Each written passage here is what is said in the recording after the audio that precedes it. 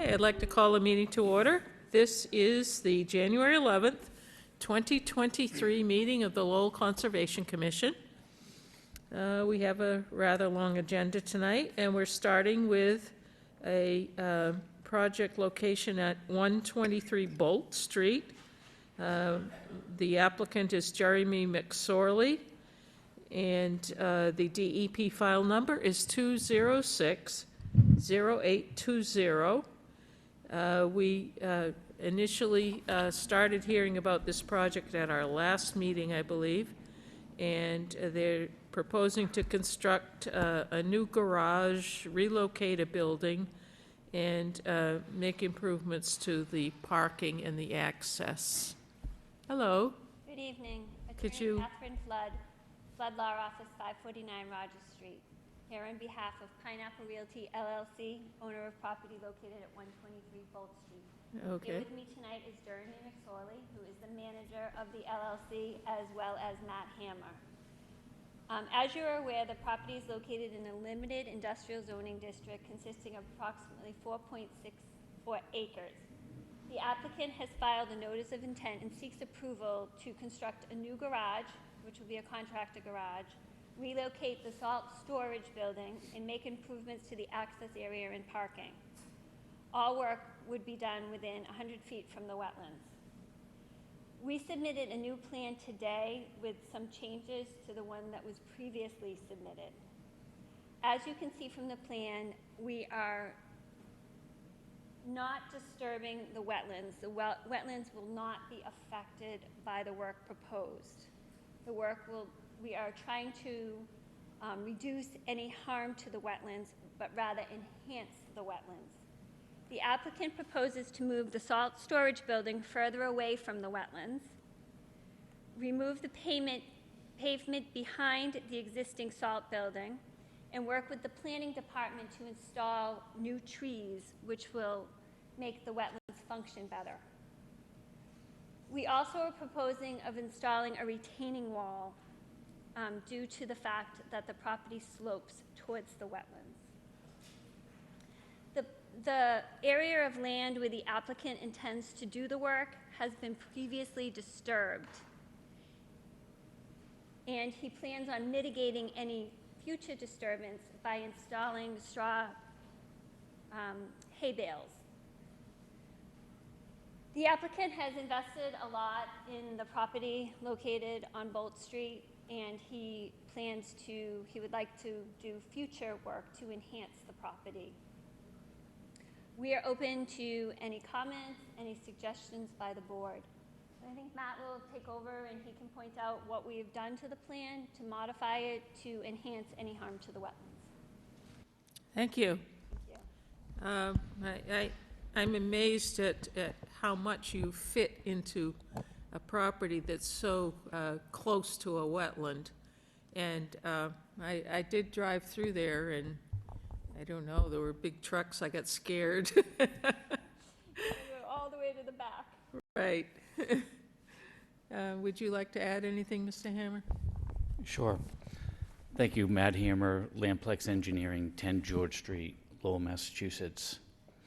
So the additional mitigation that we've done to the plan specifically is this rear portion here where there's currently pavement and some a little bit of debris. And what we're going to be doing is restoring that area after we remove the pavement, and we'll do plantings along this edge here. Additionally, we're going to have a temporary erosion and sedimentation control measure that'll be incorporated, that'll be here in order to do that specific work, as well as erosion and sedimentation control around the proposed building improvements in the relocation of the salt storage building. Additionally, we're going to put in a wall here on the rear of the building. And what we'll do with the area between the building and the wall, we're going to fill that with 1-inch stone. And that'll be located here and along this edge here. And those are the additions to the plan. since the last time we were here before you. Okay, so, I'm not sure I saw this on the plan, but, basically that new area with the stone would be a pervious surface, essentially, correct? Yeah, that's correct. And the wall that you mentioned, would that be similar to the other walls that are on the property next to the wetland with blocks? Yeah, there'll be those big block, concrete blocks walls.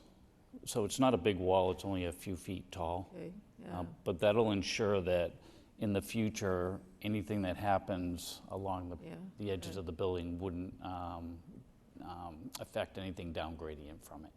I don't think we encourage that type of a thing between a wetland and a property that's being actively used, but in this case, I think in some parts of the property, that's the only thing keeping encroachment from continuing to go in towards the wetland. So I actually would approve of thinking that a wall would go there. That would at least delineate the that's it, you know. Right. Yeah, it does demarcate a barrier, Right.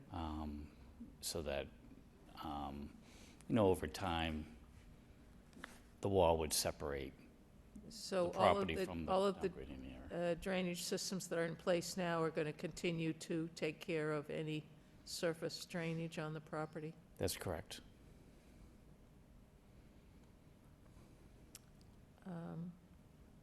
I do approve of moving the salt further away.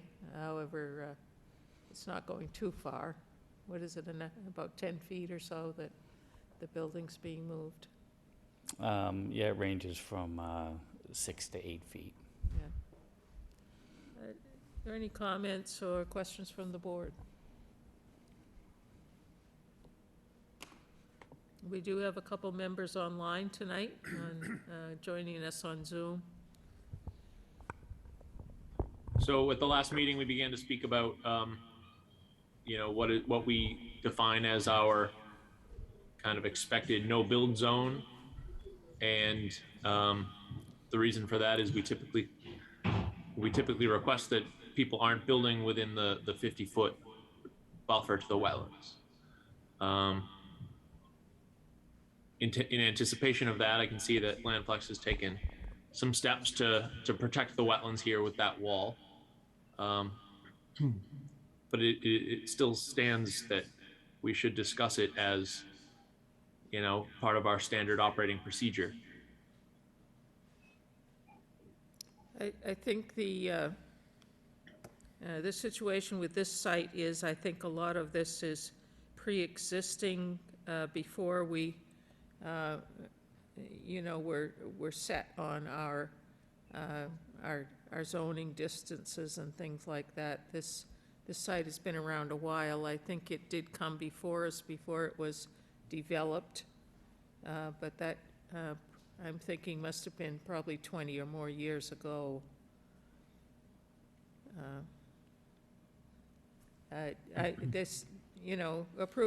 Approving this, I don't think means that we're granting an exception. I think we're recognizing that in this case, it's a situation of almost grandfathering something in that already exists. What they're proposing is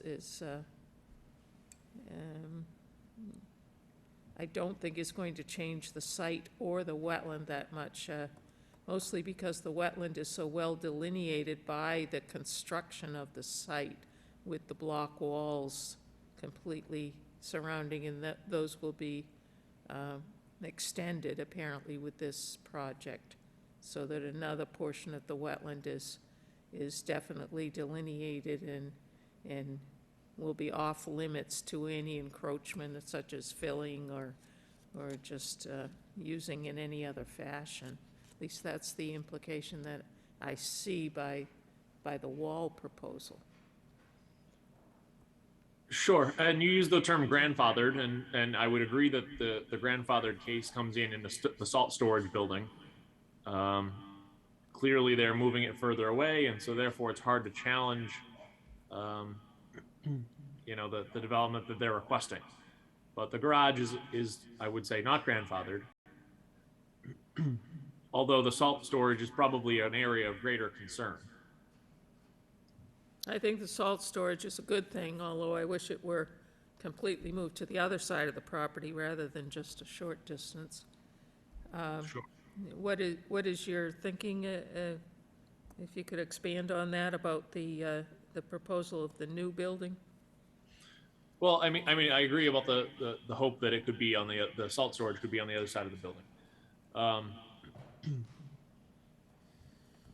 For the new building, there's nothing here that suggests to me that we shouldn't follow our standard classification of a 50-foot no build zone. Do we grandfather that in just because the pavement has extended? If so, I think it's a reasonable solution. I think that they've offered up, a pretty good recapture of some land that's very close to the wetlands and offered to replant it. The wall and its stone between the building and the wall is as good a suggestion as I think can be offered here, with the proposed garage being in the location that it is shown. I'm not comfortable just saying that the garage is something that is grandfathered.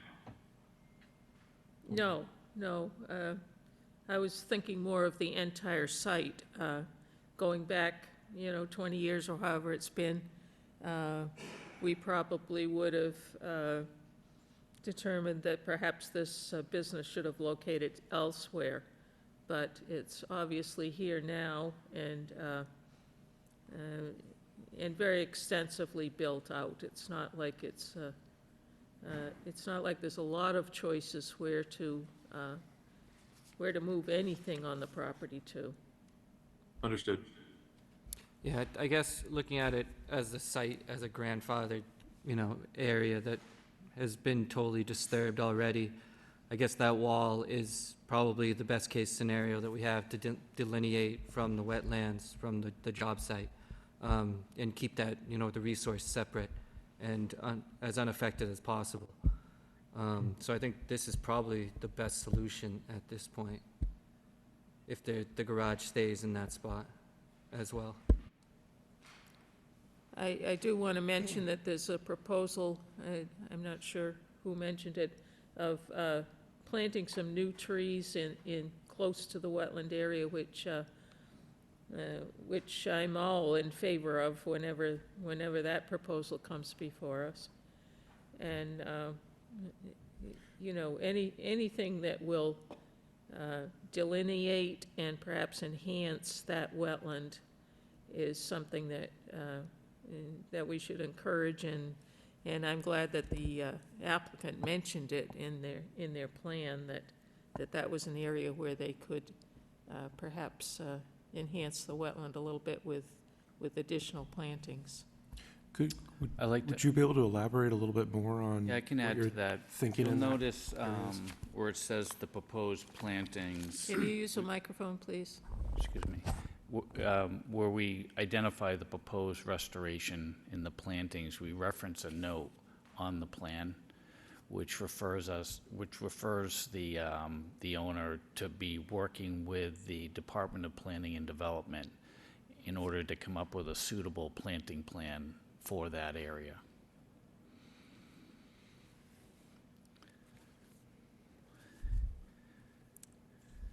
So this is a full notice of intent. We can put, if we decide to issue an order of conditions, we could put a condition in about the plantings, since they aren't defined very well on the plan. Would that planting area, what's the extent of it? Is it the It's- entire length of the straw bale line that's on it? Essentially, yes, it's all the area of the pavement that's being removed, that's gonna be stabilized with, either wildflower mix or a mixture of wildflower mix and, bushes that would contribute to habitat along the wetland area. But again, we would work with the DPD in the city as to what plantings would suffice to them as to what they'd like to see in that restoration area. But it would extend the entire way down. We won't leave any area from the property line to the wetland that won't be vegetated.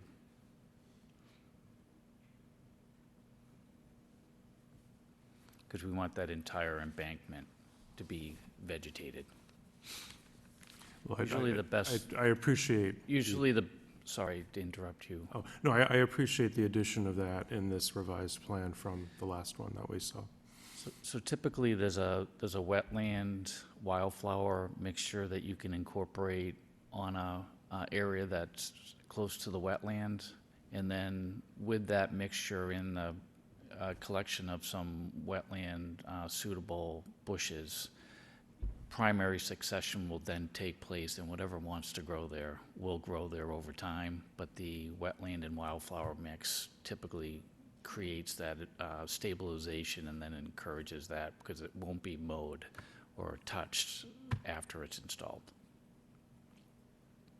I think our planning office can work with you on this, and we do appreciate native plantings rather than something exotic, even if they can live in a wetland area.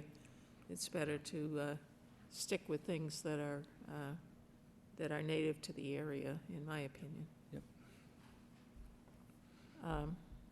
If there's no more questions at the board right now, is there anyone from the public that would like to comment or question anything on this particular plan?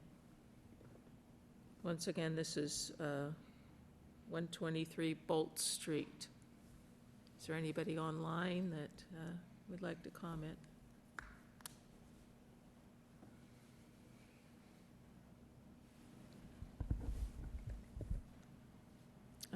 Well, I think the plan is pretty well descriptive of what's being proposed. And if we have no more questions, are we ready to close? Did you want to say something further? Oh. If we have no more questions, it might be time to close the public hearing. I'll make a motion to close the public hearing. I'll second. Seconded. All those in favor? Aye. Closing the hearing. Aye. Aye. Online, do we have a fourth? Aye. Okay, anybody opposed or abstaining? Okay, the public hearing is closed. We now can consider whether or not we can offer a order of conditions on this particular proposal.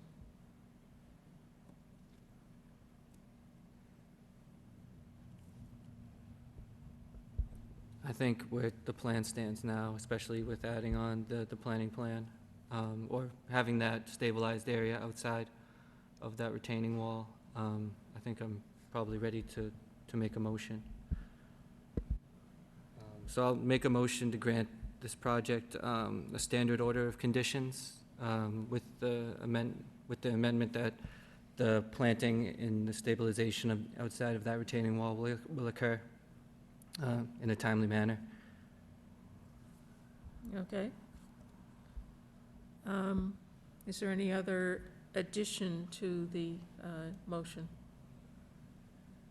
Additions to the conditions? Okay. Do we have a second on the motion? I'll second the motion. Motion made and seconded. Further discussion?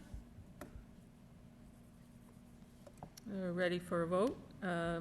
All those in favor of granting the order of condition as proposed, say aye. Aye. Aye. Aye. Opposed? Abstaining? Okay, motion passes, and good luck with your proposal, and thank you. Thank you very much. Thank you.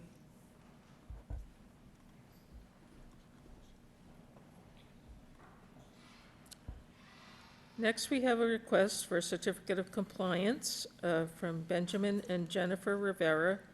The address is 172 18th Street, This includes actually two requests for two different DEP file numbers that the homeowners have received over the years, and one is 206542, the other is 206795. We continued this from our last meeting due to the fact that I guess we had some questions, and the applicant wasn't here to answer some of those questions. You're here tonight, right?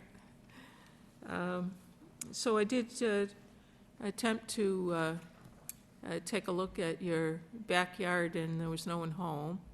So one of the questions I had was about the no disturb markers, if they were still in place.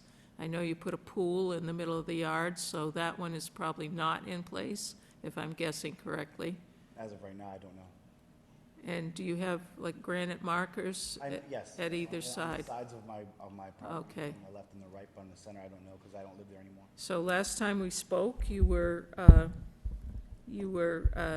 planning to level out your backyard a little towards the rear wall. It had some,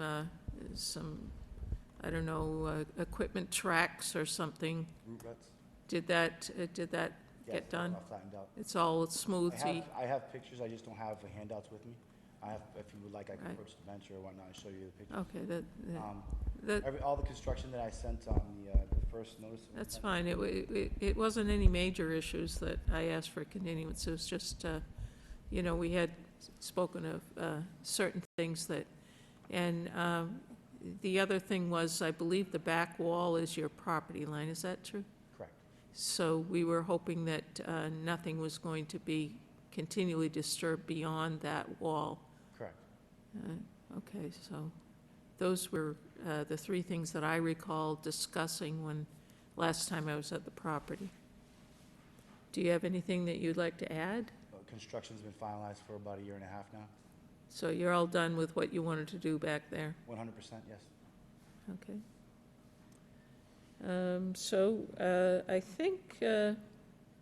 I think we can take both of these files in one motion, or would that be not good, Fran? Can we have one motion for the two file numbers, or, Yes, as long as you just Okay. specify in your motion that all right? it's for both.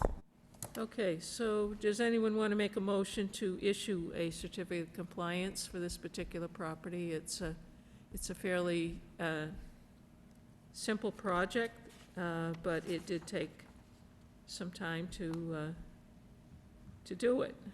I remember you crushing rock or something out there, and, there were a few things that took some time. Do I have a motion to issue certificates of compliance for DEP file numbers 206542 and 206795? So I'll make a motion to issue certificates of compliance for DEP number 206-0542 and DEP number 206-0795. Thank you.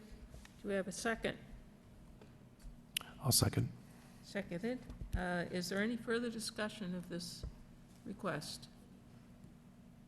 All those in favor of issuing the certificates, say aye. Aye. Aye. Aye. We have one online, I heard one aye. So the motion passes, and those will be coming out to you shortly. All right, thank you very much. Thank you.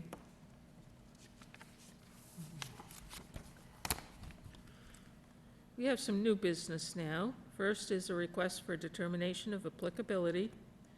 This comes from Stephen Piliogloss, and the property location is 1449 Middlesex Street.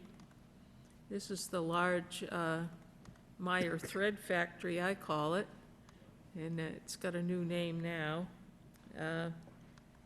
I remember someone from the company coming here some years ago requesting, I think, the same thing, but perhaps we never followed through on that. It was here about 10, 12 years ago. Yeah. We actually owned what is now owned by UMass Lowell.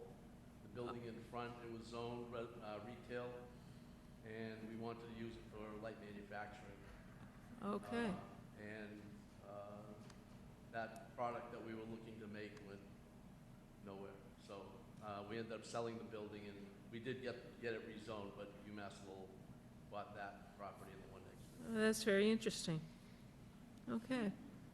So, so I understand from the paperwork that I looked through that, well, you are in the 100-year floodplain of, I believe, the Black Brook rather than the Merrimack River. And there is also a wetland associated with Black Brook that you're within 100 feet. But I also understand that this construction work has already been completed. Not intentionally. Well, as soon as we found out that we had to come here, we were sitting in the conference room. You know, we pulled the application out, we were figuring out what information we needed, and in the meantime, we hear beeping in the parking lot. And the cement truck showed up unannounced a week before they were supposed to be there, and by the time we get out there, they had already poured it. Oh, my.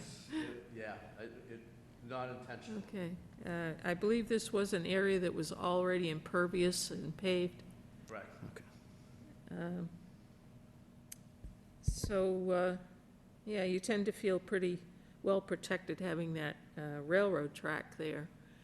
And Yeah. you don't consider that perhaps it's a floodplain, but Black Brook has its days. Yes, it does. It did in 2006. Yeah. Yes, we carp in the parking lot. So, why don't I ask the board if they have questions about this one? So what was there before the pad was put down? There was a small cement pad where we had our dumpster, Okay. and then the rest of it was just asphalt. So how much bigger is this than the pad that was there before? The You know. small pad was probably 14 feet long, something like that, and this was 36 feet long. Okay. But it was asphalt there anyways All before? asphalt, yes.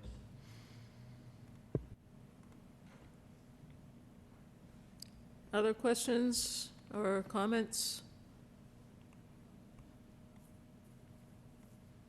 No, I I think think where under this, a normal scenario, we would have some questions about the potential fill in the flood zone.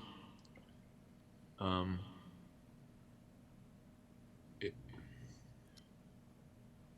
I'm battling with it being such a small portion of work that, and it's already done, that it's a little bit late now.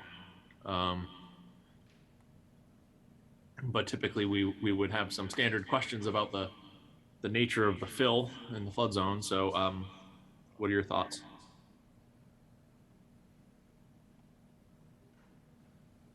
Fran, is there any way to get the Zoom attendees onto the screen when they're talking? Because I find it hard to understand them when you can't see them.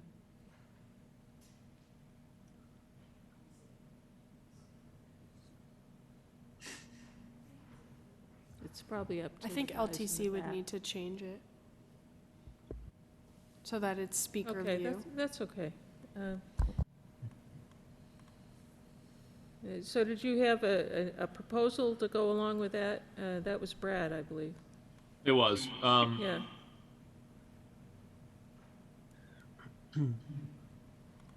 So, to the applicant, I'm sorry, I'm assuming you're Stephen? Yes. Hi, Stephen. Typically, the question here would be, what is the fill added to the flood zone? And I know that it's hard to say offhand, but if the top of the new elevation of the concrete pad is higher than what the asphalt used to be, then we would consider that fill in the flood zone. And it is, the result of that is that if there is a flood, now you've taken up the space that would have flooded with concrete. Correct. And So- it's a fairly small amount. I mean, we did the dimensions on it. It's about 170 cubic feet of above grade. That's basically what we were looking at. you know, how much higher the concrete pad is above where the original asphalt was. So that volume of the pad is about 170 cubic feet. Did you subtract the old pad? It consumed it. And the old pad was level with the ground, was level with Okay. the asphalt. Good. Okay, so I understand that you're adding 170 cubic feet to the 170 cubic feet of material to the flood zone. I guess that's accurate. Did So- I see, I'm sorry, Brad. No, go ahead, Did I Louisa. see from your plans that you were removing some stairwells and other structures that may be compensation for adding? Did those get removed? There were a set of stairs that were behind the dumpster that went out to the, down to the parking lot. Those have been removed, and those aren't, there's another set of stairs going over it, but nothing going on the ground. It's just, we're just gonna leave it open, so that it's gravel. What type of staircase was it? Was it a concrete? So, no, wooden staircase. Okay. Oh, so that wouldn't have been too much of an offset. But it also took up part of that concrete pad where the dumpster was. We just took that up and left it open. The new pad consumed a lot of the old pad, but that part there we just took out and left it out. Because it was up against the loading dock. So in order for this to pass through our purview in a standard condition of you get the permit and then you do the work, we would request that if you're going to add, material to the flood zone, then you need to take it away somewhere else on your site in the same elevation. Within a foot.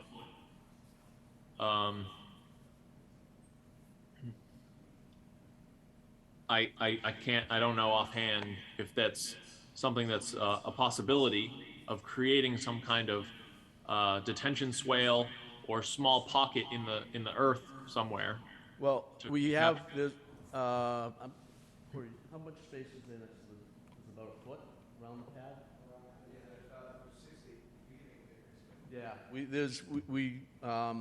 where the pad is, where the asphalt was taken out, we haven't done anything with that. We can make that bigger, to have more drainage there, along with, what's behind it, where the stairs and the old dumpster pad were up against the building.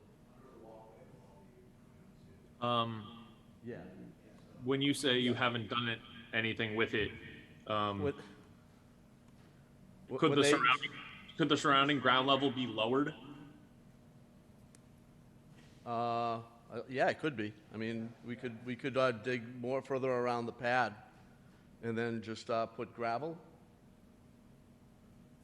You can really put anything that you want. It's not about allowing water. It's how far down? It's about the storage space. You're assuming the ground is already saturated during a flood.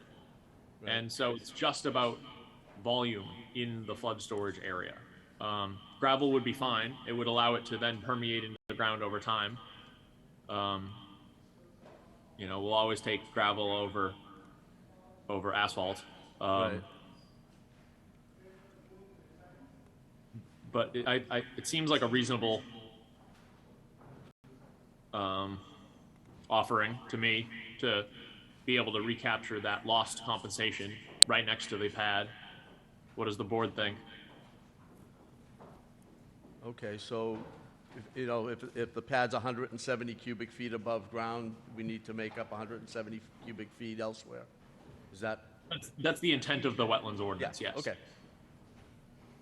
Yeah, I mean, we could, because it's, we're not doing anything with that. We were just gonna, have a set of stairs coming up from the side of the loading dock out behind where this pad is.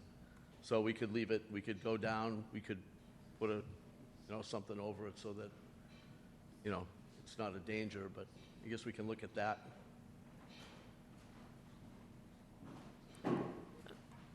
Did I see that you had a little bit of work on the other end of the building as well, as far as,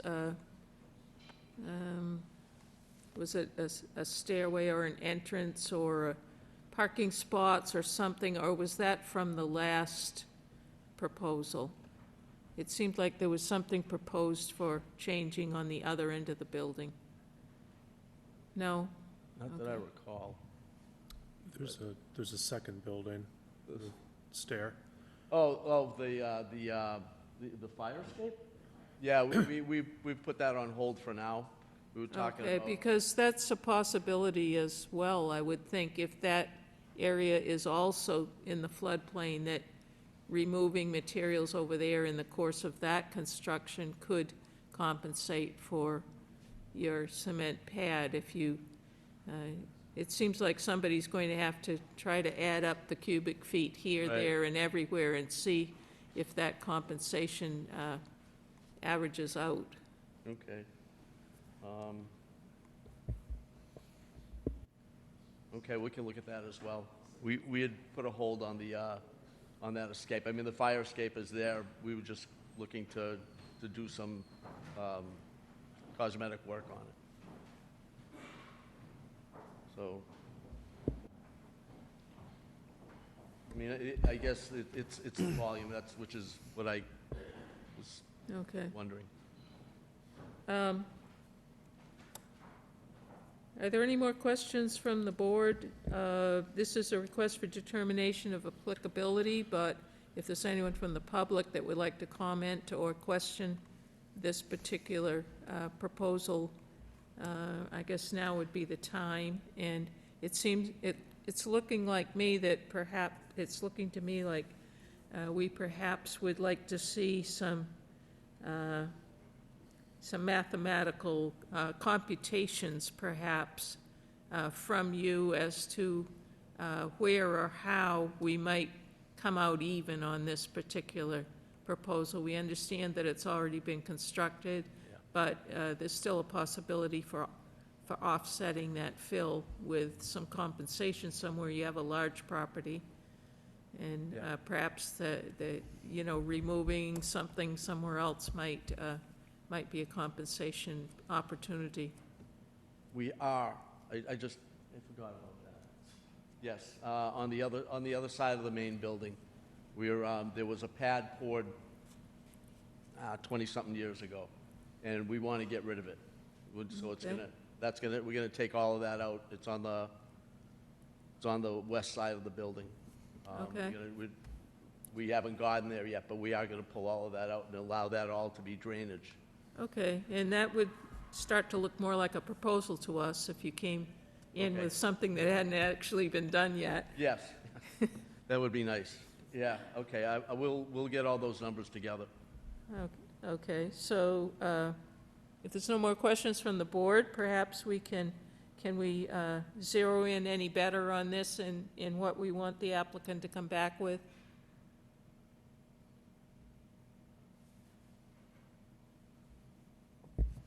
So I would request a cut fill analysis within the flood zone for foot-by-foot compensation in showing both existing and proposed conditions.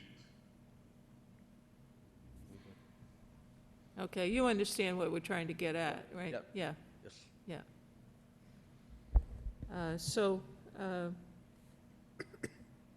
You were going to say, I was gonna say basically the same thing that Brad just said. okay. All right, so at your request, we can put this, we can postpone this a bit, whether you'd like to postpone it for 2 weeks, or whether you'd like perhaps 4. We meet on the second and the fourth Wednesdays. Yeah. So, yeah, the next meetings would be the 25th and the 8th of, yeah. 2 weeks. We'll have the numbers. Okay, so we have a motion to postpone this particular application until our next meeting on the 26th, you said? 25th, yeah. I'll make a motion to continue this item to the January 25th meeting. Okay, seconded? I'll second. All those in favor? Aye. Opposed? Okay, so we're postponed, and we'll see you back in 2 weeks. Okay, thank you. Thank you.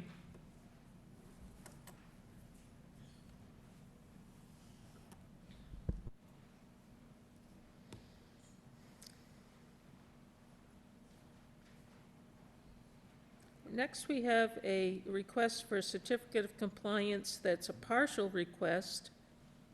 And all in the same package here, we have a request for an extension of, I believe, the rest of the order of one of these projects. So this is the City of Lowell, DEP file number 2060771. It's portions of the Concord River Greenway. We have, well, I think there's probably somebody here to speak about this. Hi, it's Andrea Kendall from LEC Environmental Consultants. Can you hear me okay? All right, if you could explain what you feel you've completed and need a certificate of compliance, and what you'd like to extend, please. Sure. With me tonight, I think in the audience, is Sarah Brown from the city's Planning and Development Department. So we're both here tonight. Some of you might have been on the commission when we permitted the construction of the Concord River Greenway a few years back. A portion, the southern portion of the project has been completed, and that included the construction of the 2 bridges and a portion of the trail adjacent to Centennial Island. So that is complete, and that's the portion that we're asking for a partial certificate of compliance on. The next phase of the project is the trail construction between Rogers Street and Chestnut Street, and that we anticipate the main portion of that to be completed by the end of 2024, and then final vegetative cover to from all the plantings that were installed to be completed in the spring of 2025. So we still need a bit of time to get that done.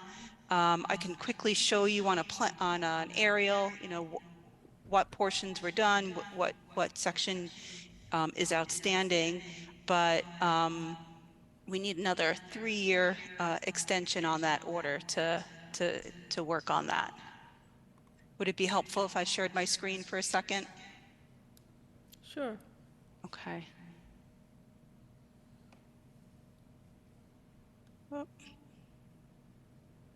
So if you can all see my screen okay, this is the southern portion of the project, is the area that's been completed. The trail extending over the river, that's the Phase 2 bridge.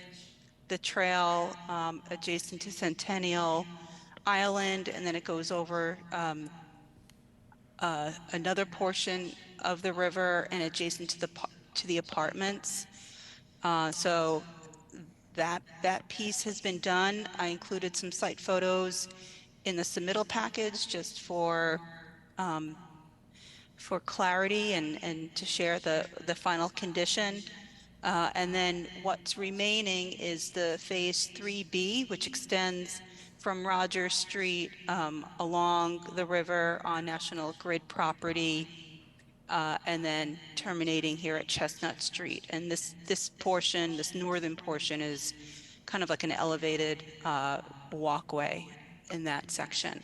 So there's still quite a bit of the work to do. So if I can answer any questions on project status or any other details. I believe the plantings around the bridge have been in almost 2 years, haven't they? When they first went in, I noticed a couple of the trees had issues. I did not get specifically out to that section this week, but are your plantings doing okay in general? As far as I know, they are. I haven't been involved with that aspect. of the project, Sarah. I don't know if that's something you're familiar with. I can always ping the landscape architect who's on the, kind of on the ground running that. From what I understand, everything is in good condition. Yeah, and the bridge, of course, is beautiful. Yeah. Yeah. Sarah? Yeah, I can chime in. Sarah Brown, Senior Environmental Planner for the City of Lowell. The plantings that you're referring to, we actually did have a couple of trees that did not take. They were identified, and those plantings were replaced. So everything should be all set out there. Everything should be established at this point. Everything looked great in the fall, and we're hoping that it still looks great in the spring.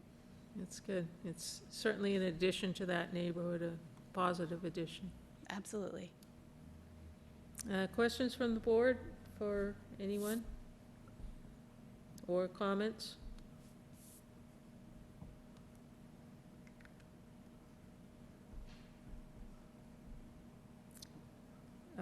I feel that that particular section was, you know, very well constructed. I think you know, there's nothing there that's going to deteriorate rapidly. It was, it just kind of settled right into the landscape without having a lot of raw edges or anything like that. So I feel confident that that section could be released with a certificate of compliance.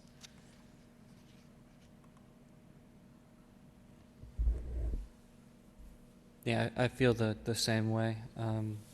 I've seen some of the project, and I think it looks really good. Like you said, it's a improvement for the neighborhood.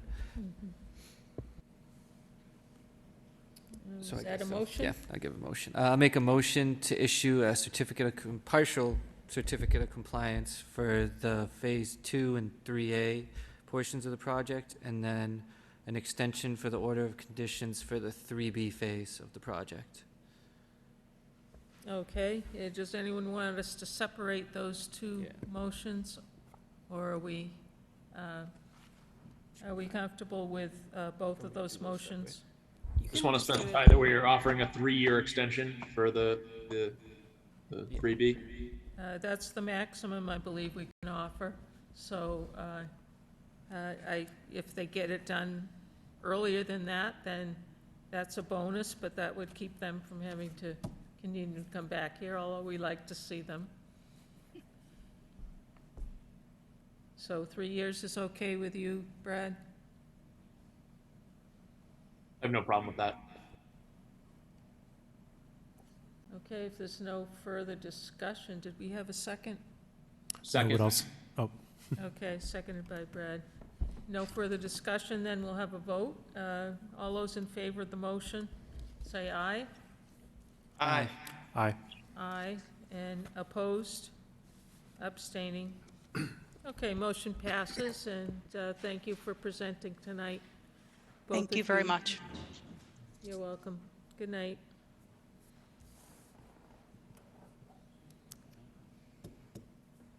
Okay, moving on, we have a request for a certificate of compliance by the City of Lowell, DEP file number 2060759. And this is, once again, the Concord River Greenway, but it was borings that they took, was this before the bridges were constructed, or was that the That's reason right. for the borings? Okay. So the borings were exploratory and I assume were filled in and are no longer visible, is that correct? That's correct. This is Andrea Kendall, again with LEC Environmental Consultants. So this was an order of conditions that the project team obtained in order to facilitate the planning and design, particularly of the bridge structures. This should have been a request for certificate of compliance should have been submitted quite some time ago. In fact, even with the filing of the notice of intent for the trail.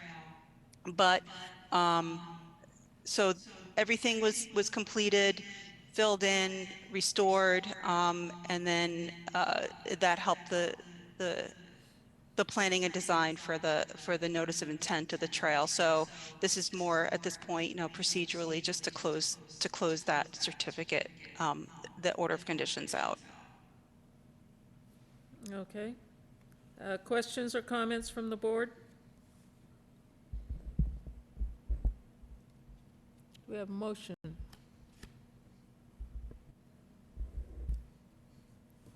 I'll make a motion to issue the certificate of compliance for this project.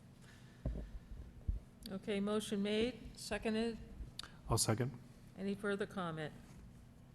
All those in favor? Aye. Aye. Opposed? Abstaining? I'll vote aye as well, and the motion passes, and that certificate will be forthcoming. Thank you, I appreciate your time. Yep, thank you. Good night. Next is a notice of intent sent by Adam McPhillips. The project location is 38 and 49 Casco Street, and this is a proposal for a new single-family home within the 100-year floodplain. We have a DEP file number pending on this. Is that still the case? We actually received a DEP file number. What number is that? Thank you.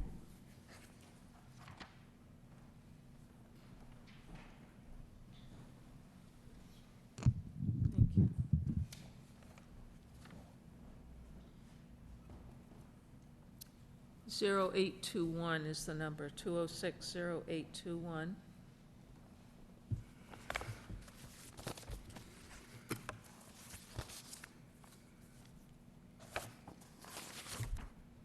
Did we receive any comments back from the DEP? Yeah, there were no comments.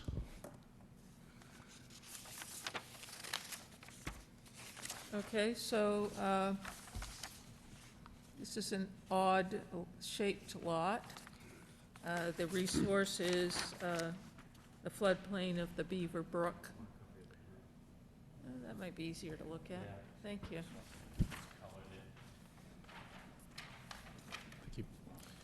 Chairwoman Varnum, members of the Conservation Commission. For the record, my name's Attorney John Cox, 375 Gorham Street, Lowell, Massachusetts. I represent Adam McPhillips, who's here this evening with his father. Adam is the property owner. He lives at 9 Deschanel Street. He's on lot 3 on your plan. Mr. McPhillips comes from a at least 3-generation family of Lowellians.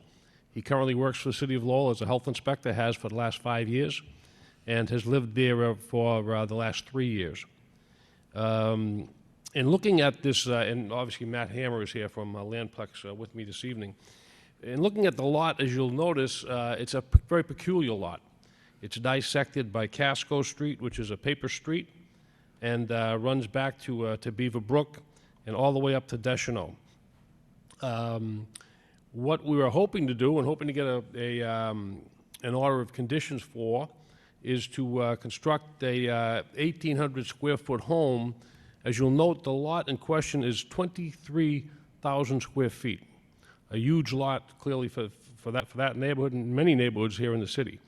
But it's difficult because how Casco Street dissects it. The plan would call for no development on the that area of the lot behind Lot 3.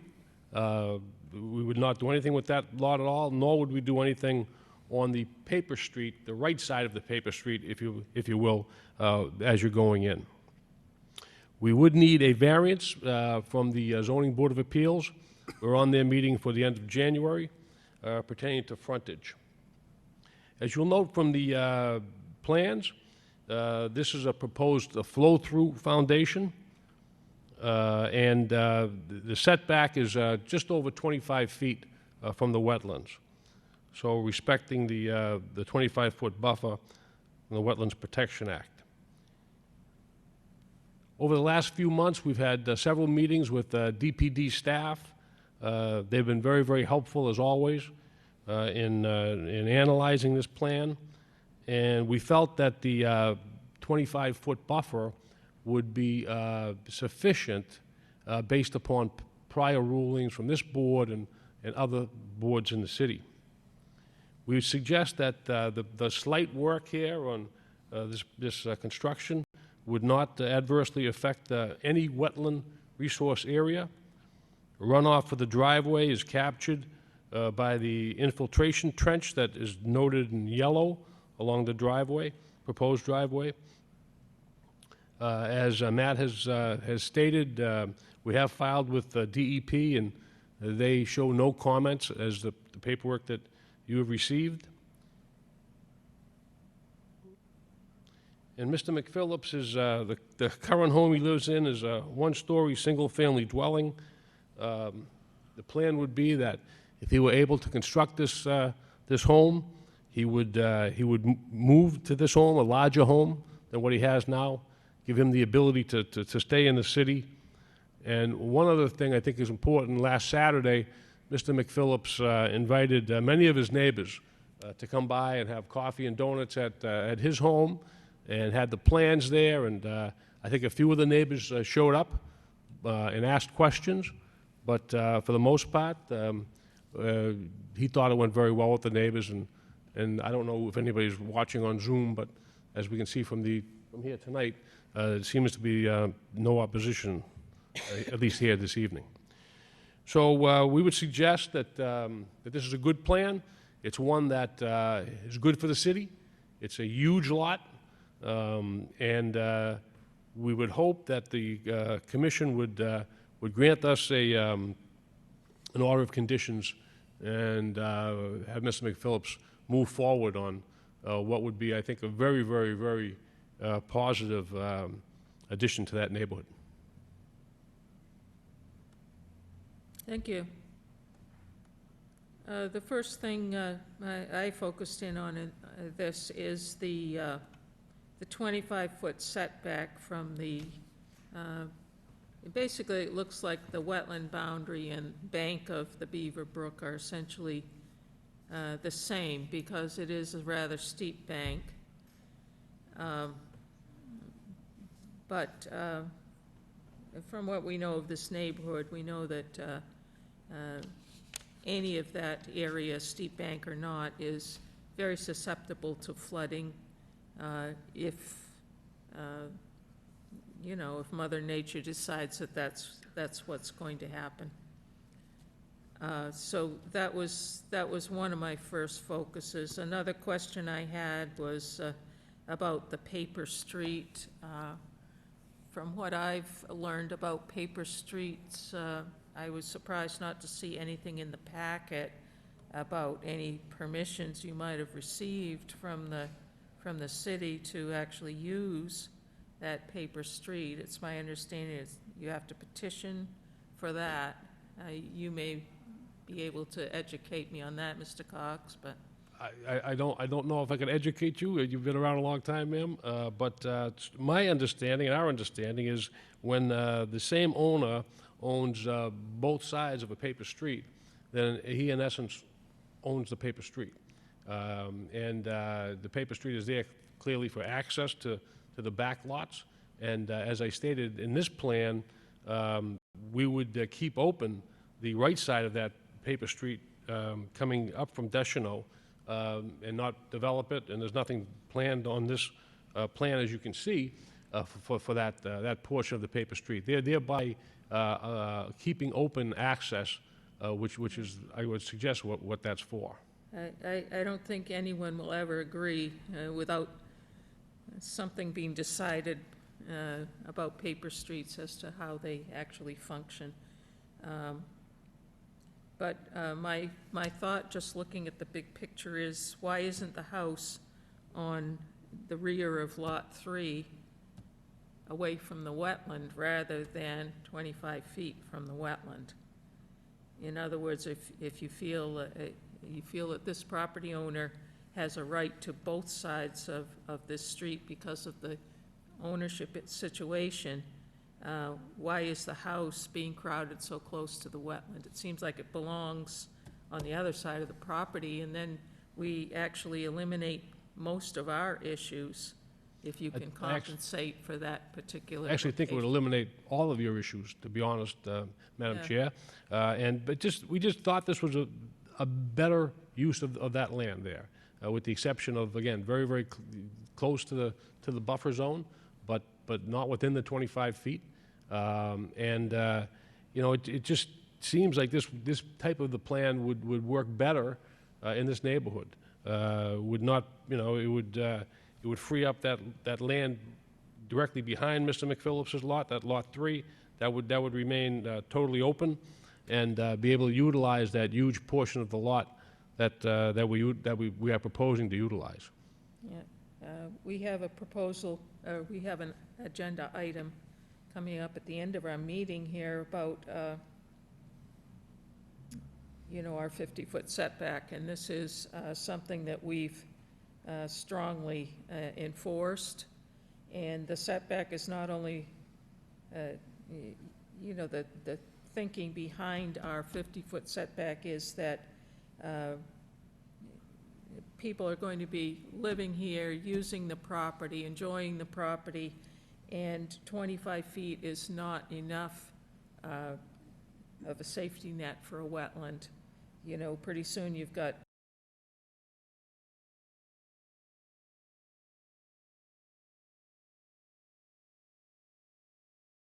if they have a backyard. So the backyard here is very close to our resource. And I, for one, am concerned about that.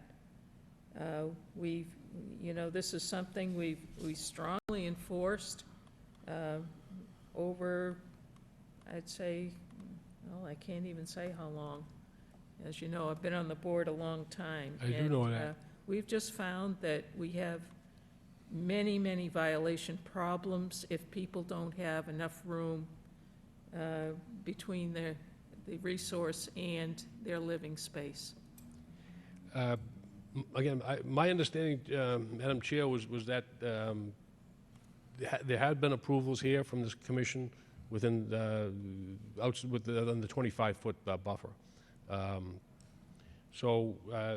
We have a 25-foot riverfront area because we're a municipality, rather than the 200-foot that some towns have. This is a no disturb zone we're talking about, of 50 feet. So putting a house there is a disturbance.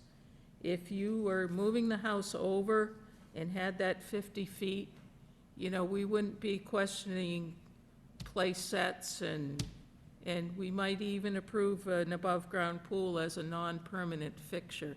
But this is a permanent fixture that's extremely close to a resource that we're supposed to be protecting.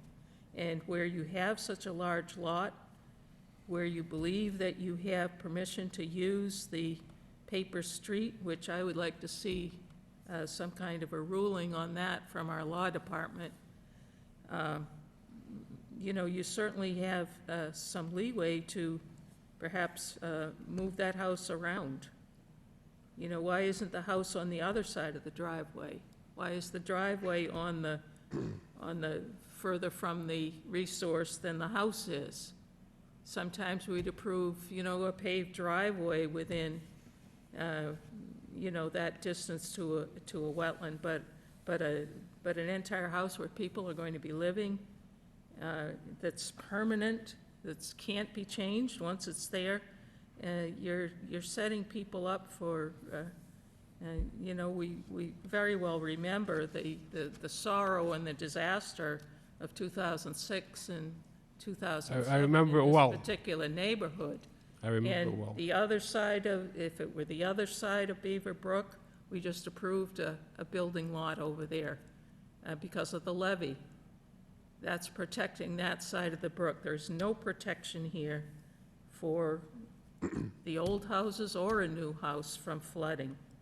And this also encroaches and endangers the resource of Beaver Brook and its associated bank and wetland area. There are wetland areas here and there along the brook, even if it doesn't show at this particular location as a vegetated wetland. Further up and down, there are vegetated areas along the brook. That's just my comments right now, but I'd like to hear from the rest of the board. Any So questions or comments for Mr. Cox? the one definition we have in this area is a 25-foot no disturb zone. Well, that's a strange view for me. This house is set at 25.1 feet. The last meeting for Bolt Street, Mr. Hammer convinced me that 5 feet was an acceptable amount of distance that you could build a foundation and not disturb. Certainly 0.1 feet is not enough that you can avoid not disturbing this area. So right from the get-go, I would say that there's no way that this corner of this building could be built so close to the wetlands.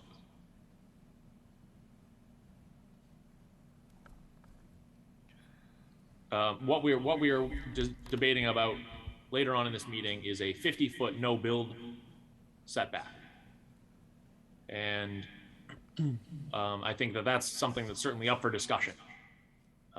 We discounted it on the Bolt Street property because it is what we decided to be grandfathered site. But here we don't have that to lean on.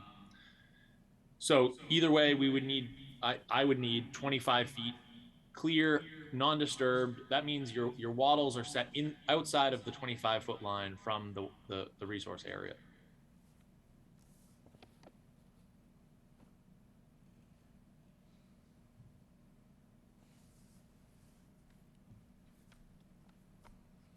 I mean, that's, I'm in agreement with both the chairwoman and Brad here. And so I don't really need to reiterate what they already said. Do you happen to know offhand what the side yard and rear yard setbacks are? They're not listed on the drawing that we have. I don't believe The so. setbacks where the proposed home is? Yeah, is it 10 feet?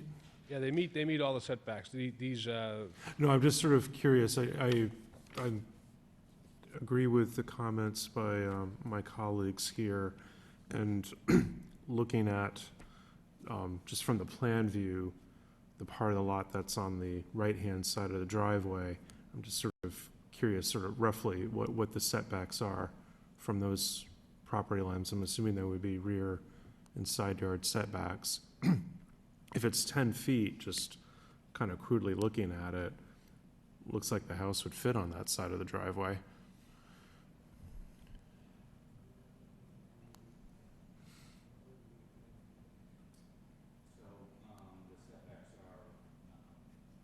Excuse me, the setbacks are 10, some 25 on the side setbacks, and the rear setback is 20 feet. And the front setback is 15 feet. I think where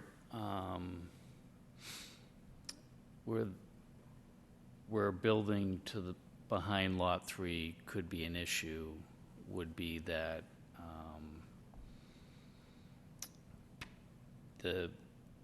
if at some point in the future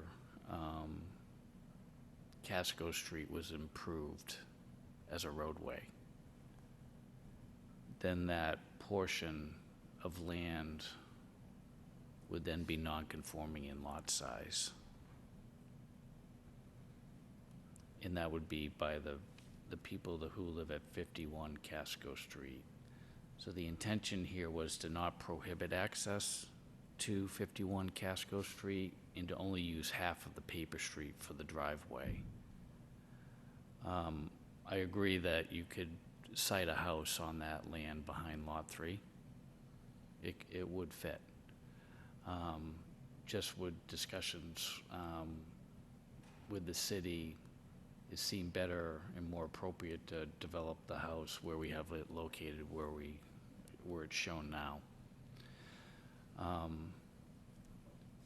In regard to the comment from Bradley, where this is a little bit different than Bolt Street, this is actually a column for the flow-through foundation, so it's not a fully. Could you speak up a little, please?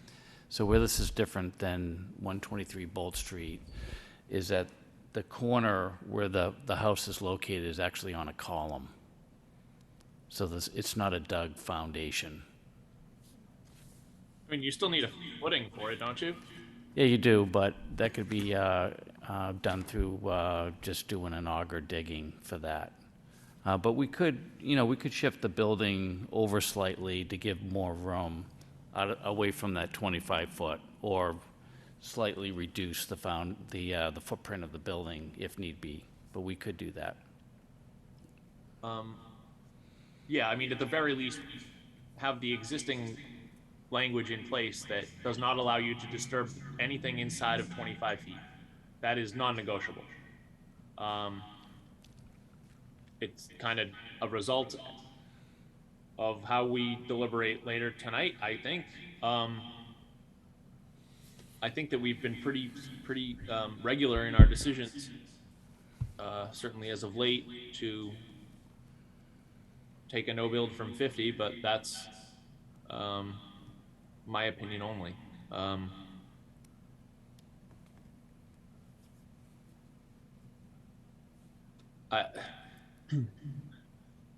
It seems like you could use the other side of the paper street for your driveway if the Dunns were to build there.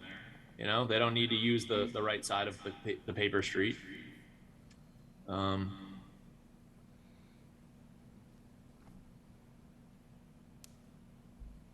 I'm not really following the logic that forces this thing to be on the left-hand side.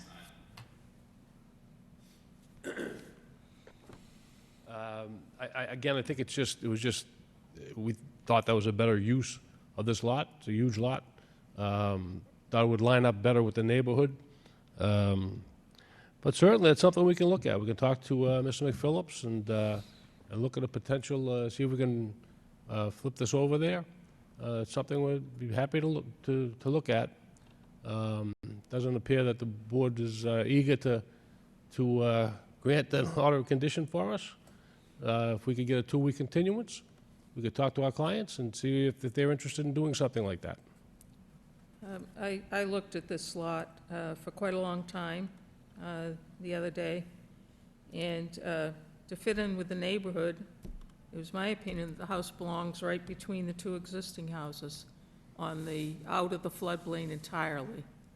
They'd have a beautiful backyard, and wouldn't have to worry as much about the flooding situation. We wouldn't have a possible violation of any wetland situation. So, this plan as it exists right now, I don't feel is doable. And Brad's talking 25 feet no disturb. We've been working with a 50-foot no disturb for, I would say, at least 10 years, possibly much longer. I've been on this board so long that the years go by. But I'm not looking for 25 feet. I'm looking for at least 50. And then, Wow. and then, we need to talk about the compensation as well. So I'm still concerned about the right to use a paper street. I'm concerned about the 50-foot no disturb setback, which I believe is been set by precedent by this board over many, many years. And I'm concerned about, putting future homeowners in peril here. This is not, you just don't put a house in a place that is a active flood zone. I see that it would be a little less. It's still in the flood zone on the right-hand side there, but certainly it would protect the brook more. And I don't know where you want to go with this. I don't see the board approving this anytime soon in its present form. I certainly don't, I agree with you. I don't see any approval coming from this board tonight on this plan. So, I mean, if you give us a 2-week extension, we're happy to talk to Mr. McPhillips and see if we can rework this somehow. So, I don't want your expectation to be if you move the house 10 feet, that's going to be okay. That's not okay with me. And No, I think we heard you loud and clear, Madam Chair. yeah. So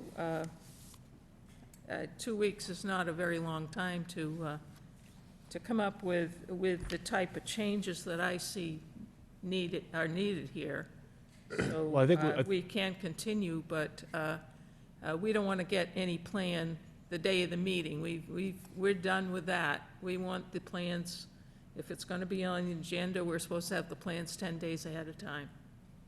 So that 2 weeks doesn't give you that much time to work on this. So if you want to, say, come back in a month, it might work out a little better, or up to you, what you want to request.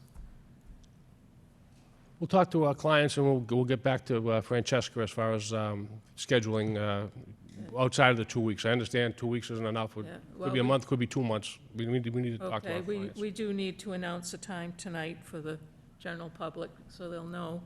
So if I put it on the next agenda, you will then have to call and ask for or write and ask for another postponement if that should turn out to be. I'm not familiar with the schedule after the end of January. I don't know when the meetings are in February and March. I didn't mean to go into the microphone, but there's a meeting on January 25th. There's a meeting on February 8th.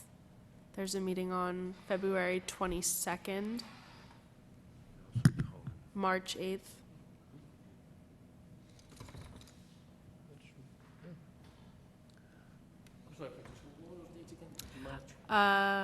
February 8th, February 22nd, March 8th, March 22nd.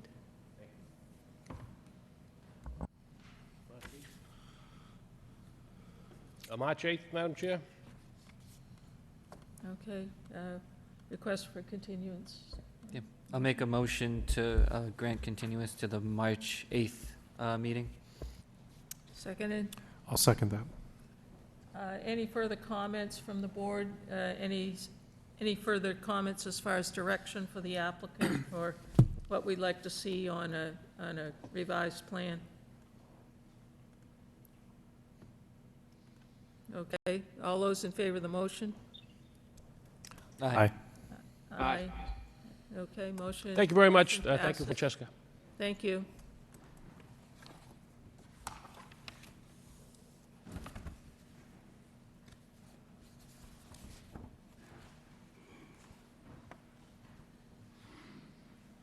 Next on our agenda, we have a request for certificate of compliance from the City of Lowell.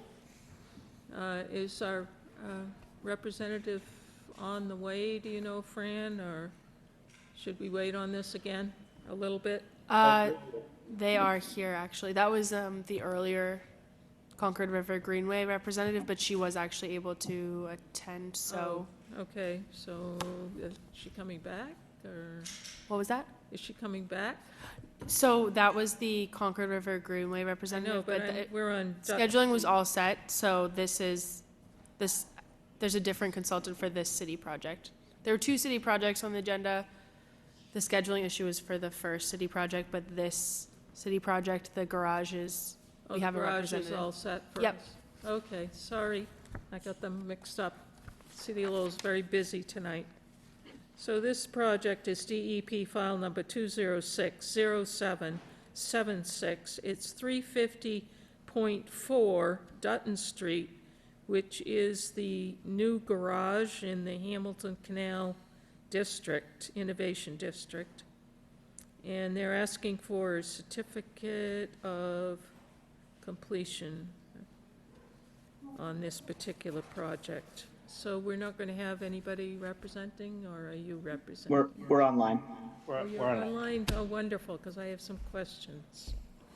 Thank you, members of the board. And good evening. My name is Camilo Spitian. I'm the Deputy Director of the Department of Planning and Development, and we're looking for a certificate of compliance for the city-owned garage on parcel 14 on the Hamilton Canal District.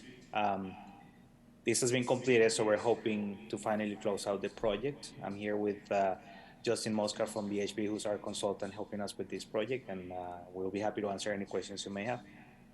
Justin. Yep. Okay, so Oh, go ahead, Madam Chair. Go ahead. No, I was going to ask if you want us to run through the plans and give like a short presentation, or if you recall the project and just want to go right into questions. I defer to you as to how you'd like to proceed. I believe this project's come before us twice. When the second time was a revision, but I'm not sure how many of our present board members were in on this from the beginning. I can do a real brief if you want, just to get everybody up to speed. Allow me to share my screen here, and let me know if you can see it. Is this coming through? Looking good. You can see All right. it. Excellent. So we are, as mentioned, in the Hamilton Canal, the Innovation District. It's sort of the north end of the development district. You can see in this photo, this was from this past summer. This is the parking garage here. It's on parcel 14. So it's just to the east of National Park Service and some of the other development parcels that are there. The project, I want to say it was probably 2018 maybe when we got our original order of conditions. As mentioned, we did come back in 2020, I think it was August of 2020, for a minor modification. And I will bring up some plans so you can see what we're looking at here. So what you see in brown here is the garage itself.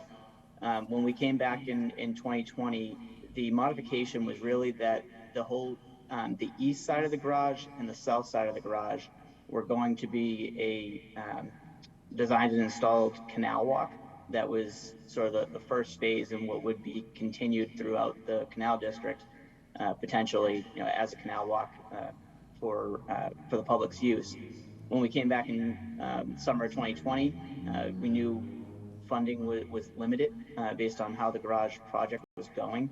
And that canal walk the scope got reduced to more just a functional walkway that would sort of serve as an interim until funding could be, more funding could be obtained. And then as the project went on from there, funding actually dried up for what needed to be completed for the garage itself for substantial completion. So essentially there was some infrastructure that went in along the east and south sides to allow for a canal walk in the future. Really, that was the modular retaining wall that you see in pink here along the tail race, as well as some reconstruction of the canal wall to bring it higher up to more towards garage grade that you see in orange. So this was some granite work that was done here to raise the level of the canal wall. That work was done. The canal walk itself from G Street, which would start at the north side, coming down and then along the south side to a future connection. The canal walk itself has been removed from the project. It's, again, the infrastructure's in, but the city ran out of funding, so we aren't able to finish that work at this time. I did include in the certificate of compliance, I'm going to scroll through here for a second because there was some photos in here that I can walk you through. So this is the south side along the garages on the left side here, the new garage. The wind development is across the canal on the right side. So you can kind of see that stonework that was done. The area was left in a gravel state that started to become vegetated. It's fairly stable because of the stone that was put in there and the gravel condition. And you can see this is just another picture of the same south side, but looking to the west. So the garage is on the right side now. And then this is along the east side of the garage, which is along the tail race. You can't actually see the green that you see to the right is usually the tail race, but it's been the water level has been drained for so long that that's actually this year it grew in. But that was water previously when we were permitting this.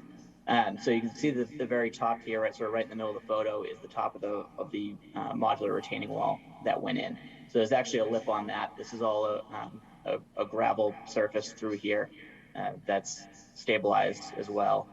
And then this again from the other end. Now this is from the north, looking with the tail race on the left side here, looking south.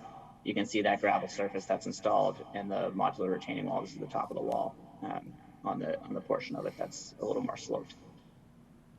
And then I think the final pictures here are just from the from G Street itself, looking back towards where the canal walk would go. This is where, you know, this was proposed to originally be concrete pavement through here, but it's been taken out. And the at both ends of where the canal walk would go is there's fencing put in so that this area is now closed off because it doesn't have the railings and such that would be required if it was a public area.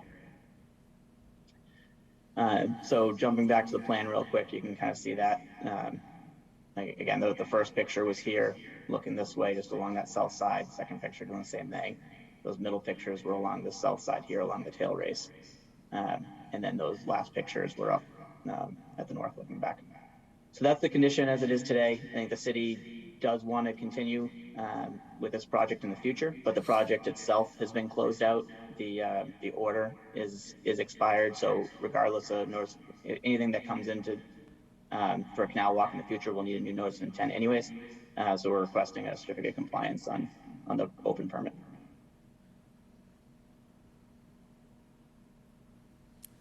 Thank you. You're welcome. I noticed that some of the, mostly the landscaping and the trail had to be postponed due to financial constraints. I wondered if there was any plan in place or timeline in place to actually finish those particular items up. Yes, thank you. No, there's no specific timeline. We are currently in conversations with potential developers in the area, and we're hoping that that becomes part of the negotiations with when we talk about land acquisition and development around the district. And because we're currently in those conversations, I really don't have a timeline, but should that not take into fruition, I think it would not be too complicated for the city to acquire additional capital funds to finalize this, but we're hoping that it doesn't have to come out from the city, from the city's financial scope that could be paid for private development. But if we need to come up with a timeline for the sake of this meeting, I can certainly, have the conversations with the proper people at the city and come up with, some sort of strategy and understanding when we can finish this. But the idea is that it does not have to come up with this from the city's monies. Thank you. I think people tend to respect the area a little more if it looks a little more finished around the outside, and this is a neighborhood now. It's not just an industrial area. So I was concerned when it's going to be left, at least for the time being, in a sort of an unfinished looking state along the canal there. Yeah, and it should be noted, just to add to that, it is finished, and the other two sides of the building are landscaped. There is finished work. It just happens that stuff is outside. I didn't focus on that because it's outside the 100-foot buffer zone. The west side of it and the north side of it is really the public-facing side of the garage, and those were finished with the landscaping. Okay, it's not it's not something I'd hold up your certificate over, but I just wondered if that was going to be finished up. Do we have any comments from the board here?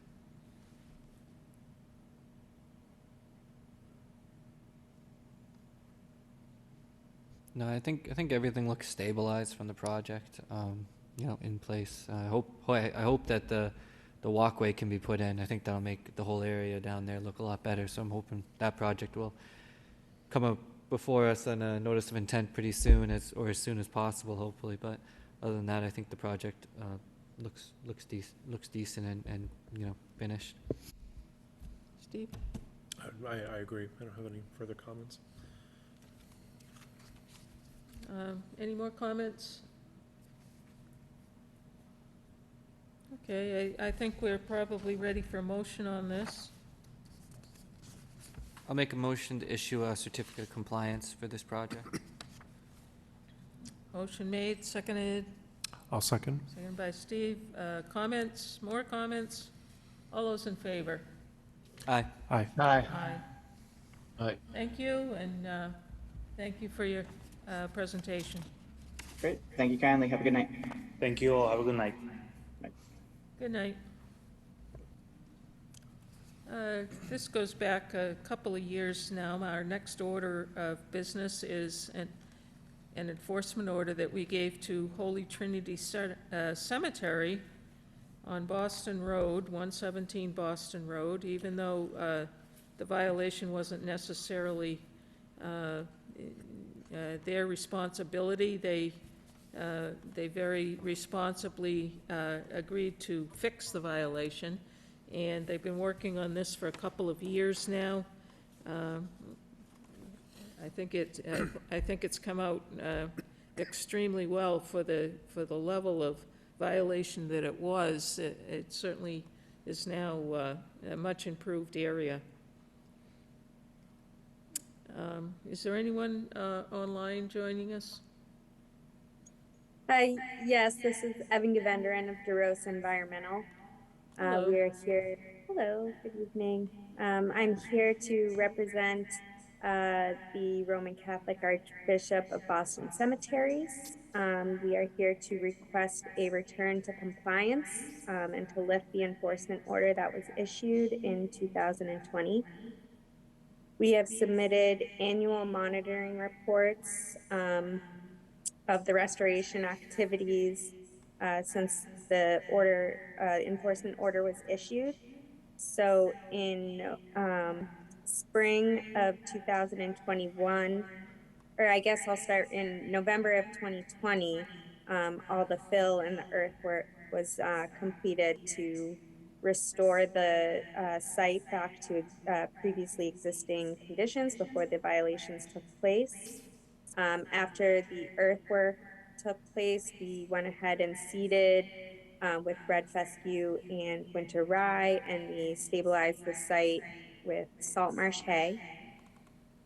And then in the spring of 2021, we planted the native species that were approved in the restoration plan, and were able to monitor the site for 2 growing seasons. We've submitted reports, and the site looks great. All the species have survived. The site is stable, and I think we're ready to lift this enforcement order if you agree. Okay. The site certainly came out better than we could have hoped, considering the condition it was in at the beginning of your restoration. Does anyone else have a comment or a question or a motion on this? I was here when this started, and I think you guys did a great job restoring the area. If no one else has anything, I'd like to make a motion to rescind the enforcement order. Motion made to rescind the order, I'll second it. seconded by Perry. Further discussion or comments? All those in favor of rescinding the enforcement order on this project? Aye. Aye. Okay. The motion passes and the order is lifted, and thank you very much to everyone involved who did all the great restoration work, and we expect that that's going to continue in a very attractive manner, different from what it was before. Yes, we agree. Thank you all very much. Have a wonderful evening. You too. Thank Good you. night. Thank you. Okay, next we have other business, and this was a request for discussion put forth by our Department of Planning and Development, that we discuss the no disturb zone that often comes up in our conversations at our meetings when we're discussing projects, since they usually preview the projects before they accept them for the agenda.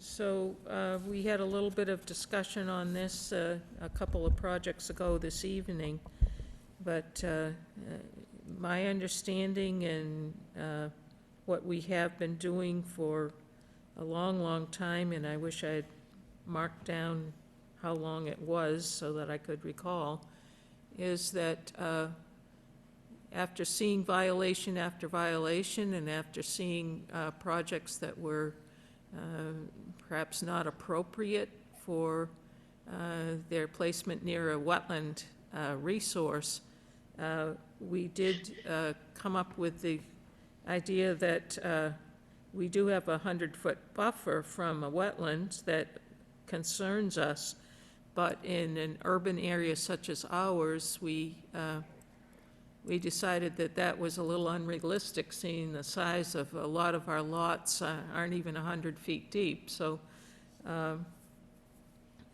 we decided that the 25-foot riverfront area, regardless, that is what we are taxed with as far as riverfront, that the wetland no disturb zone needed to be larger than that because of the delicate nature of the wetland resources and the fact that families living in residences near wetlands still need to have outdoor space, especially families with children. And we felt that 50 feet was the minimum that we could really count on those wetland resources not being encroached on by things in general life, fire pits, swing sets, yard sheds, swimming pools even, cutting of vegetation. So all of these things, instead of saying it's a 50-foot buffer, we often describe it as a 50-foot no disturb zone. And if there is a request for some kind of disturbance in that zone, we've asked the landowners to come before us and tell us what they are proposing. And that might be to to put up a shed if there's nowhere else on the lot. But we want to make sure that shed is not a permanent structure, that it's placed far enough from any flood zone, and we consider all of the things that are going to protect the resource. So I've given what I consider is the well, can't think of the word right now, but this is what I consider to be the minimum of what we would not want to see any permanent construction. If there were trees already on the lot, we would want to have a proposal of which trees to cut, not a complete clear cut. So this brings people back into us and tries to prevent some of the violations before they occur. It's not that we're not going to allow anything in that no disturb zone, but we're going to be very, very careful what we do allow, and certainly I wouldn't think that it would include any permanent structures or permanent conveyances that would impact the wetland itself. So I've gone on too long, but I wanted to give a little background as to where this zone came from and why it was 50 feet rather than 25 feet or 100 feet or whatever else it might have been. So Brad, you had some concerns, I think, and maybe you'd like to give your opinion of this particular item. So the site that comes to mind was actually one that was here earlier today. The Rivera's property with the demarcation line that I believe was 25 feet from the wetland line. No, that was 50 feet. We've been demanding 50 feet for many, many years. Yeah, that line is at 50? That line is at 50 because the wetland was actually the wetland line was actually off their property. Okay. So in that case, I had been thinking that was 25. for us to define something as a no disturb zone at 50 feet, and then say we might let you select cut trees, is a little bit challenging to me to, legislate. It seems like we are really mandating a 50-foot no build.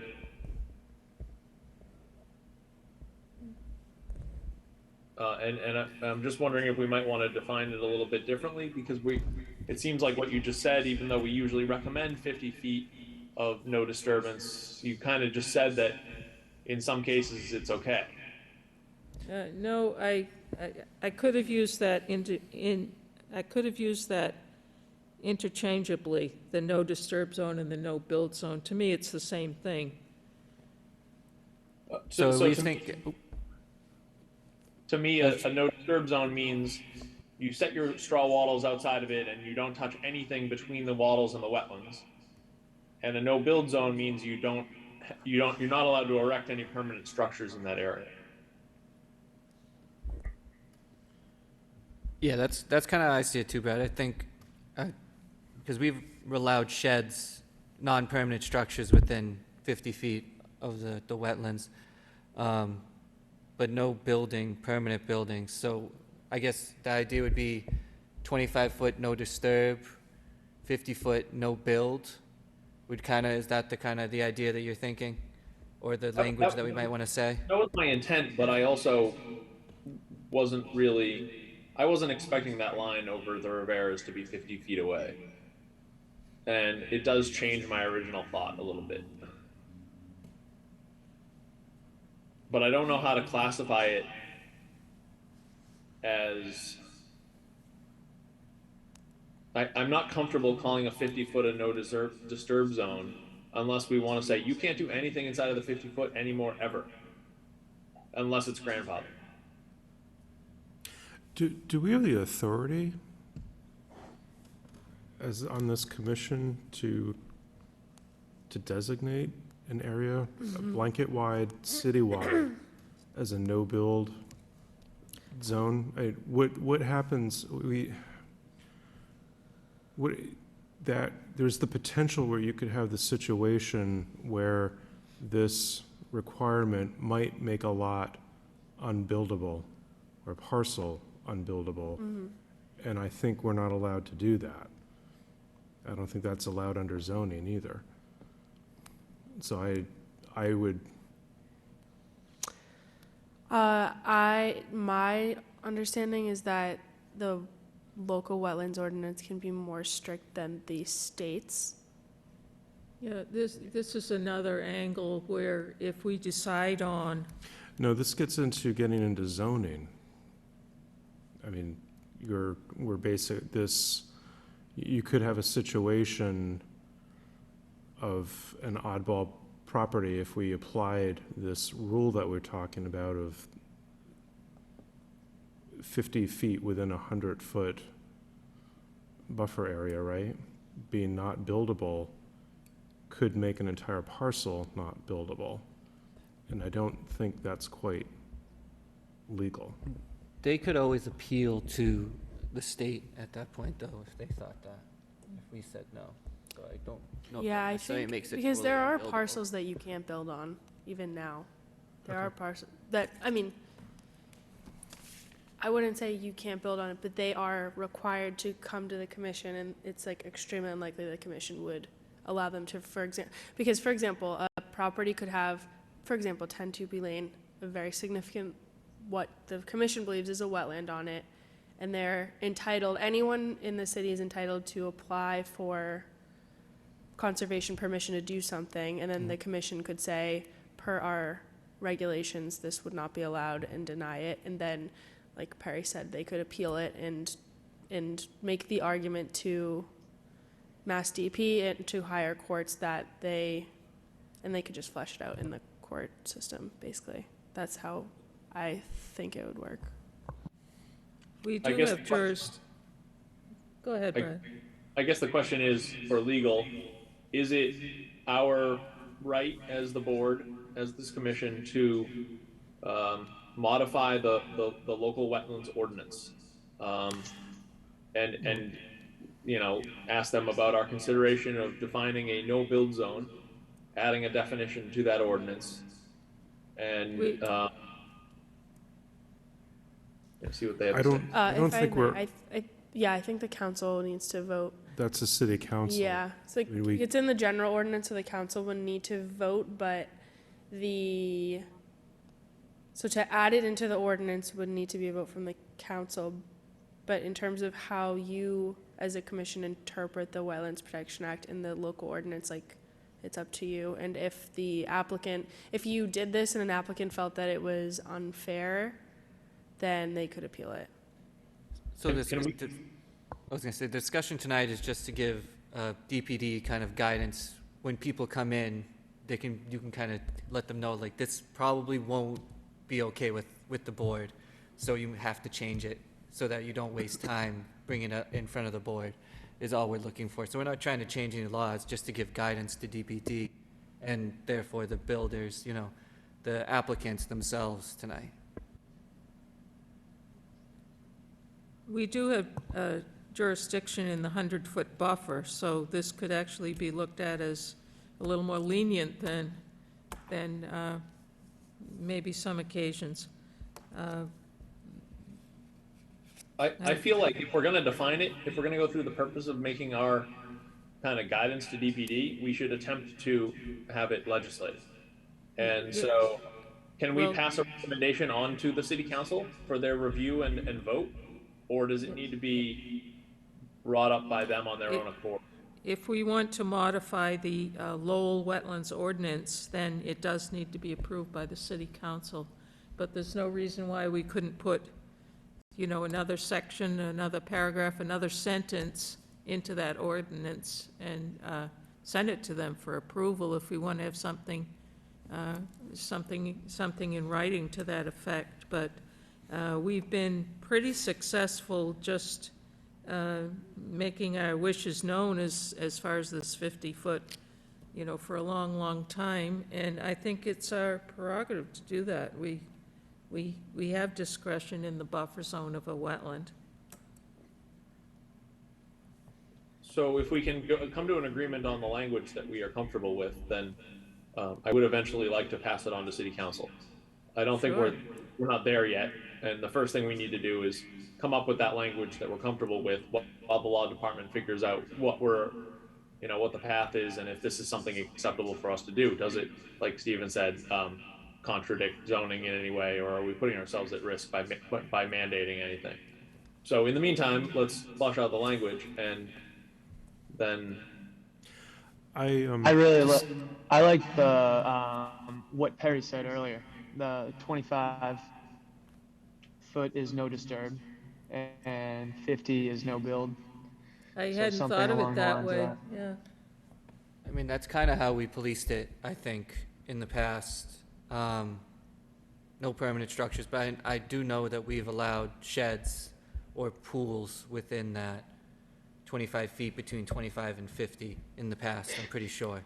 Yeah, and great. The thing about the city is there's so many, I mean, we have pretty suburban area out on the outskirts, and then in the middle of downtown we have all these mills right up against the water line.